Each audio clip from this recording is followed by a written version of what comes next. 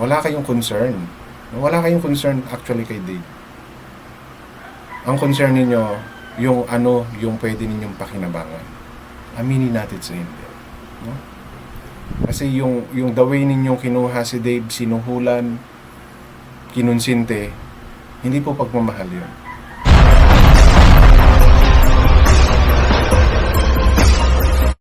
Kino-question ngayon, no, nitong mga umiidolo sa sikat nilang idol na si Dave ay yung ginawang pagla-live or pag-a-upload ni Ramil ng interview kay Martin, no?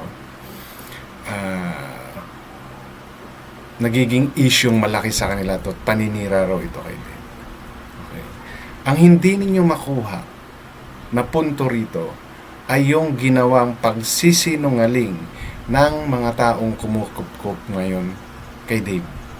Bakit? Ano ba yung ginawa ninyong rason? Ano ba yung dinahilan ninyo?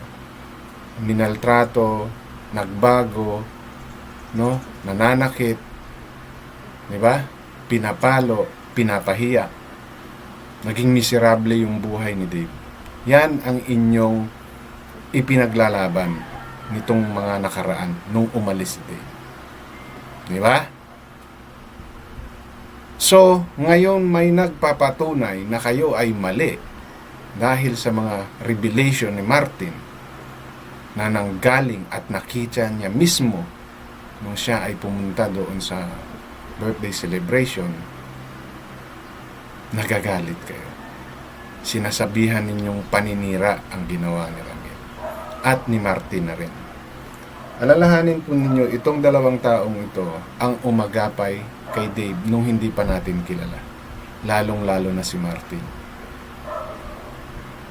At isa si Martin na naghangad ng magandang kinabukasan kay Dave. Diba? So, understandable, no, na umabot ng ganito katagal bago lumabas si Martin. Kasi nakikita niya at nakita niya kung saan mapupunta si Dave. Yun po yun. No? Hindi po dahil sa gusto lang siraan, batikusin, at mabash si Dave. Unang-una, no, bago pa magsalita si Martin at sabihin niya yung mga bagay na yan, alam na ng karamihan, kayo lang na mga hindi nakasuporta kay Ramil ang nagsasabing tama ang inyong idol. No, kayo lang. Dahil nakita naman, base na rin sa mga sinabi ng idol ninyo, mga the way niya magsalita at sumagot dyan sa mga taong nagbigay sa kanya ng suporta, nagmahal sa kanya, ay bastos na. Diba? So ngayon, itong pagsasalitang ito ni Martin ay patunay lang na kayong lahat, kasama na kayo, no, ng mga sumusuporta at viewers, no, ng idol ninyo ay nagsisinungaling or ayaw nyong tanggapin yung katotohanan na mali at maling-mali ang ginawa ni Dave kasama ng mga taong kumakalinga sa kanya ngayon. Yan yung totoo. Pinatunayan lang ni Martin kung anong klaseng tao ngayon ang inyong iniidolo. Pumunta si Martin doon, alam na nila na may sakit. Anong ginawa ni Dave? Inopera niya pang mag-inom. Oh, tapos, BJ, alam naman namin kung ano ang kaibahan ng red wine or yung mga white wine, no? Sa alak talaga. My God. BJ, huwag kang magtanga-tangahan para lang maproteksyonan mo ang iyong iniidolo. Hindi na kailangan pang madetalye. Ikaw na may sabi, birthday yan, okasyon yan. Di ba? Anong alak ang ihahain dyan? Sige nga. Huwag kang mag-alala, sigurado may mga lalabas pa dyan. Yan sa interview na yan, malalaman natin, no, pare-pareho kung anong alak ba ang iniinom. Hindi lang nabanggit eh. Gusto mong malaman talaga yung totoo. Sige, malalaman mo yan. No? Huwag kang magtanga-tangahan. No? Obviously, stress ka na. No? Kung paano mo didepensahan ang inyong idolo. Kasi nga, huling-huli ang pagsisinungaling ninyo. Sinasabi mo na dapat huwag paniwalaan si Martin. Kasi nagsisinungaling siya at pinagkatiwalaan siya. No? Hindi niyo ba nasubaybayan kung paano inalagaan, paano inaruga ni Martin si Dave? Di ba? Dahil sa naikwento ni Martin yung mga pangyayari doon sa okasyon na yon, hindi na siya dapat pagkatiwalaan. Ito yung sinasabi ko, no, na kasing isang uri ng pagmamahal, hindi ka nangungonsinti. Ha? Dahil alam mong mali yung ginagawa na, kinokorek mo siya. Hindi ibig sabihin nun, nagiging hudas ka na or sinira mo yung tiwala ng tao sa'yo. No? Hindi po yun. Pagpapatunay po yun ng totoong pagmamahal. Hindi katulad ng pangunsinti ninyo pare-pareho. Kaya stress na stress si BJ sa pagsagot dito sa mag-asawang to. No? Stress na stress ka, BJ. And ito yung matindi. Ibinabalik as what I've said before, no, and sa mga live ko. Ang balik nito sigurado kay Ramil. No? And yun nga ang nangyari. Ito, pakinggan ninyo yung mga walang kwentang paliwanag ni BJ, no?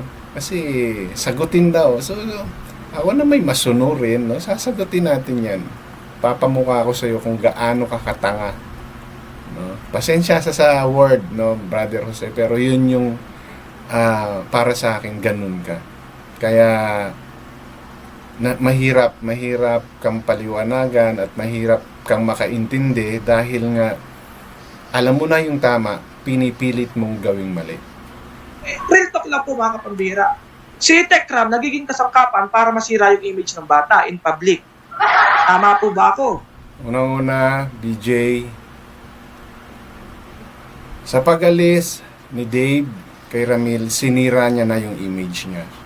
Sa ginawa ninyong pangangako kay Dave, na pag umalis siya, ay susuportahan ninyo, sinira nyo na pare-pareho ang image ni Dave.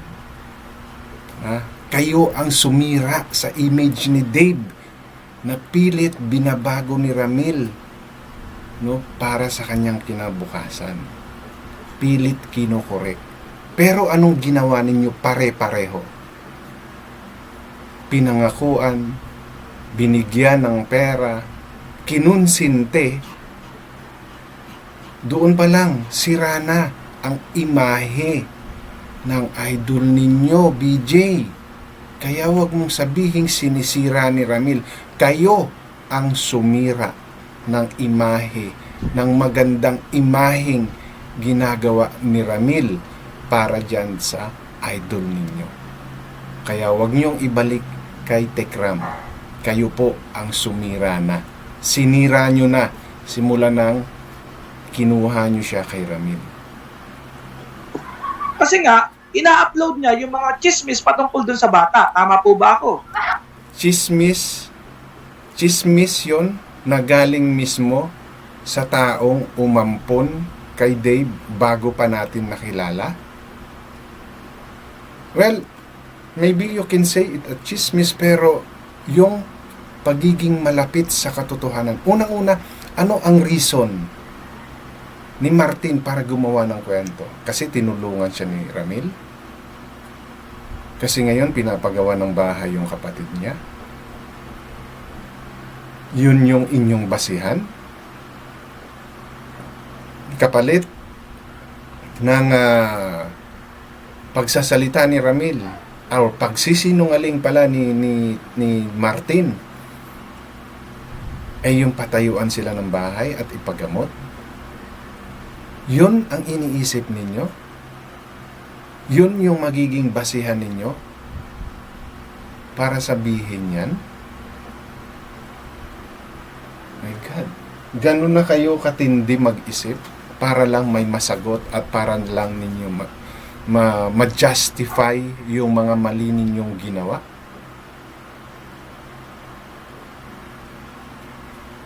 Bakit tumagal ng ganito katagal? Bakit umabot pa ng ilang buwan? Sige nga, yun yung tanong ko sa inyo.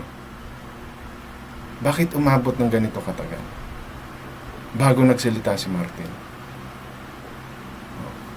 Sagutin niyo yan. Napapanood po ba ninyo? Tapos sasabihin niya sa huling part ng video, may kasamang kaplastikan na ang may tutulong lang daw niya kay Dave ay pagdarasal. Paano mo may tutulong kay Dave yung pagdarasal para mapabuti siya, samantalang ikaw yung numero 1 sumisira doon sa bata? Huwag niyong ibalik yung mga kasalanan ninyong ginawa, no? Kay Ramil. Kasi katulad ng sinabi ko, kayo ang sumira sa kinabukasan ni Dave. Kayo ang sumira sa imahe ni Dave. No? Yung kagustuhan ninyo na makuha si Dave kasama yung mga sponsor. Yun naman yung dahilan ninyo eh. Ano pa? Ano pa yung pwede ninyong gawing dahilan? Maltrato? Pucha, kita nyo yung katawan ng taong kinuha ninyo kung minaltrato yan. Ito yung gustong mangyari ni Dave. Yang mga sinasabi ni Martin. No? Tsaka naman, BJ, kung totoo, na nagsisinungaling si Martin, bakit ayaw niyong pagsalitain si Dave? Ayaw niyong pagpiestahan? Sa mga sinabi ni Martin, hindi siya sinagot katulad ng mga sinasabi mo na kaibigan na kesyo ganun. Bakit hindi siya sumagot? Bakit hindi niya pinaliwanag yung sarili niya? Na hindi, ano lang yan, naki-CR lang yan, or ngayon lang pumasok yung dalawa ngayon sa kwarto. Bakit walang mga ganon? Bakit walang ganong mga paliwanag si Dave? Knowing, no? Yung idol ninyo kung paano sumagot yan. Kasi alam niya, hindi siya lulusot kay Martin dahil alam ni Martin yung galawan ng ganyan. Yun yung hindi ninyo matanggap. Yung hindi pagsagot ni Dave, katibayan lang yun. No, na mayroon silang yung mali na nga pinipilit pang itama ng idol ninyo. What more pa kaya kung hindi totoo yung sinasabi ni Martin? Hindi kang ngingisi, no? Sasagot at sasagot ka. Pero anong ginawa ng idol nyo? Ninisian lang si Martin Ngayon binavlog ni Ramil ito. Sasama ang loob ninyo? Unang-una, charity vlogger si Ramil. Beneficiary si Martin. Siya ay hiningian ng tulong. Hiningian siya ng tulong, kaya tinulungan niya. Ngayon, kung yan man ay nasama dito sa usapang ito, dito sa content na to, because people needs to know. Dahil nanduroon sila. At para mapasinungalingan ang inyong rason na siya ay namaltrato ni Ramil. Kasi sino ba ang nag-accuse? Kayo ang unang nagsalita ng hindi maganda sa mga manalastas. So ngayong may mga patunay na lumalabas, pinapalabas ninyo na si Ramil ang sumisira sa inyong idol. ayaw tigilan. Paano ayaw tigilan? Kayo yung gumawa ng kwento, kinukorek lang namin ngayon. Kinukorek lang ni Ramil ngayon. No? Kasi, kung hindi ito gagawin ni Ramil, patuloy kayong mangloloko ng mga sponsor. Bakit? Kasi walang ganitong lumalabas. Walang ganitong patunay. So kung ito ay lumabas, mag-iisip ngayon yung mga nag-sponsor sa inyo. Anong klaseng tao si Martin? Anong klaseng tao si Dave? The doubt, of course, nandiyaraan yan. Pero mag-iisip sila, ano ang intensyon ni Martin?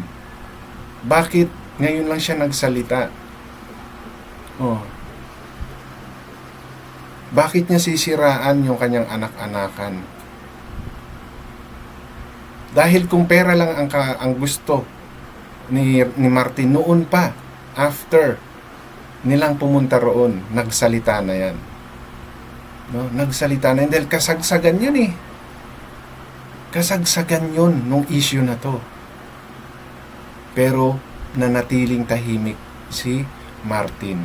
Hindi mo ba narinig, BJ, na nakasubaybay si Martin sa social media account ni Dave? So alam niya kung ano yung ginagawa ninyo at pinagsasasabi ninyo. Ayaw niyong tigilan yung 2.7 na ang dali lang naman ng paraan. Pumunta kayo, ba't ayaw niyong pumunta? Kasi nga, alam ninyo, may kasalanan kayo. May ginawa kayong mali. Na ngayon, eto, lumalabas na yung buong katotohanan ng pag-alis, no? Ni Dave sa mga manalastas. Yun ang hindi ninyo matanggap. Kaya stress na itong si si BJ sa pagdepensa, ano, kay Dave. Dahil sa mga revelations na ginagawa ni Martin. He deserved kung ano man yung nangyayari sa kanya ngayon. Yun yung totoo. Pasensyahan nyo. No? Kung nasasabi ko kasi yung ginawa ninyong paninira kay Ramil. No? Hindi ito para mapag-usapan uli si Dave. No. Kasi alam na alam ng tao kung ano ang kaugnayan sa buhay ni Dave si Martin. So yun yung white elephant, no, dito sa pag-uusap na to na kailangang i-address. No, kasi yun yung katanungan ng lahat eh. And even all of you, no, kayong mga nandyaraan na sumusuporta kay Ramil, ay kay Dave, yan din ang question ninyo. Kung ano ang nasaksihan at nalalaman ni Martin sa mga nangyari. Dahil isa siya sa pumunta dyan sa birthday party na yan. Nalaman natin yung side ni Ednalyn, nalaman natin yung side ni Telma, and now it's Martin turns. Diba? Alam, as I expected, yung pag-vlog ni Ramil dyan sa mga taong yan, it will create, no, ingay uli sa issue na to. Dahil nga, iisipin ninyo na talagang sinisiraan ni Ramil si Dave. Sira na po ang Dave ninyo simula nang umalis siya sa Manalastas. Yun yung totoo. No? Sinira nyo po. Kung ginagawa man ni Ramil ito ngayon, pagpapatunay lang ito. At ng mga taong nagsasalita ngayon, pagpapatunay lang po ito kung anong klaseng tao ang inyong idolo at anong klaseng tao kayong sumusuporta or kumuha kay Dave sa Manalastas. Ngayon, kung totoong nagsisinungaling si Martin, pagsalitain ninyo yung idol ninyo. Oh. BJ, content yan. Sabi ko sa'yo. No? Ayun lang naman ang habol mo eh, content. Kahit alam mo kasing mali na. Ang akin naman kasi, no point na actually. Ngayon, sinasagot ko lang yung iyong gustong itanong, no? Napakasimple. Sinira nyo. Kayo ang unang sumira kay Dave. Pinapatunayan lang ngayon ni Ramil na mali yung mga bintang nyo sa kanila. Paano yon mangyayari? Mangyayari ito. Yung mga taong mismong nanduroon sa birthday celebrations. No? Isipin nyo na, bahala na. Well, kasi hindi naman namin maaalis na yan ang isipin ninyo eh. Kaya nagsalita si Martin kasi tinutulungan siya ngayon ni Ramil. Well, as what I've said, no, yan yung magiging bala ninyo dahil sa tinutulungan ni Ramil ngayon. Kung yun pala, no, ang alam nyong magiging butas, bakit hindi ninyo tinulungan si Martin? Bakit kayo nag-focus ng gusto kay Dave? Na alam ninyo na may sakit na yung tao. Di ba? Pinapunta nyo na rin lang eh. Bakit hindi nyo pa inalam yung sitwasyon? Kasi, gusto nyo lang masira sila kay Ramil. Gusto nyo lang pasakitan si Ramil. So, sino ngayon ang lumalabas na manggagamit? Ha? Sino ngayon? Si Ramil ba? O kayo? Remember, Ramil is a charity vlogger. And Martin is one of those beneficiary niya ever since. Bumalik lang ngayon dahil humingi uli ng tulong. Ayaw nyo nun, binabalikan ni Ramil yung mga dati niyang tinulungan. Hindi siya yung tipo ng taong tapos niya ng pakinabangan wala na. No?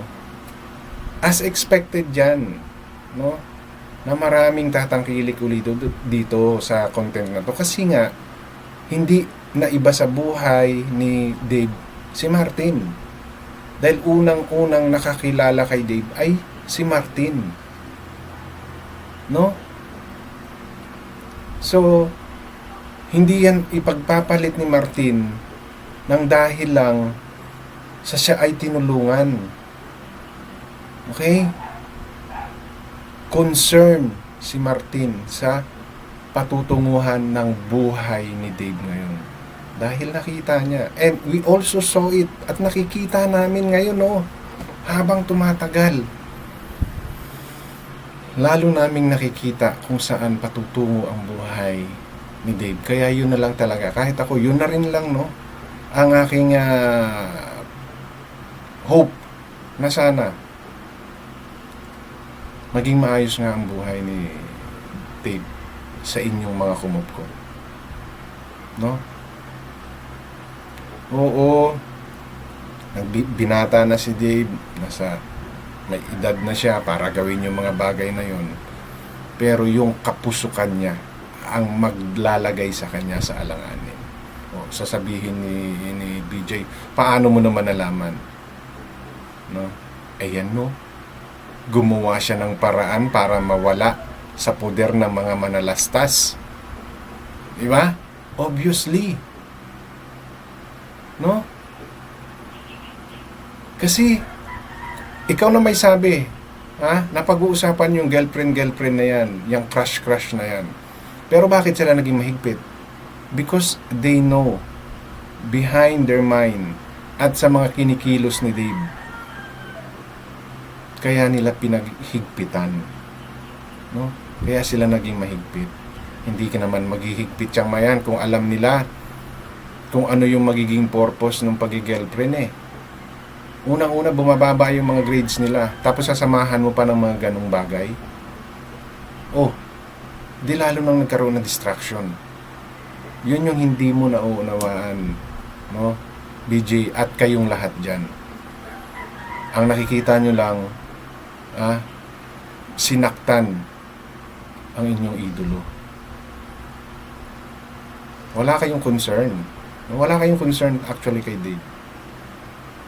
Ang concern ninyo, yung pwede ninyong pakinabangan. Aminin natin sa hindi. No? Kasi yung the way ninyong kinuha si Dave, sinuhulan, kinunsinte, hindi po pagmamahal yun. Hindi pa pagmamahal yun. Meron kayong gustong mangyari na kayo ang magbe-benefits. Yun po yung totoo. Okay? So, BJ, galingan mo, no? At wag mong ipahlata na nai-stress ka na, no? Dahil sa lumalabas na katotohanan about diyan sa inyong sikat na idol. Ano? Wag niyo ibalik yung sisi kay Ramil. Kayo ang gumawa niyan. Pinapatunayan lang ni Ramil kung anong klaseng tao kayo at kung anong klaseng tao ang inyong Lordy Biel. Despite of all the care, no, the patience, kindness na pinakita ng mga manalastas para kay idol ninyo, content lang siya. Okay? So, yun lang po yung gusto kong share sa video na to, and isa lang po tayo, walang personalan. Matuto po kayo mag-fact check para hindi po kayo mapagsabihang fake news. Okay? So, hanggang dito na lamang. Maraming salamat.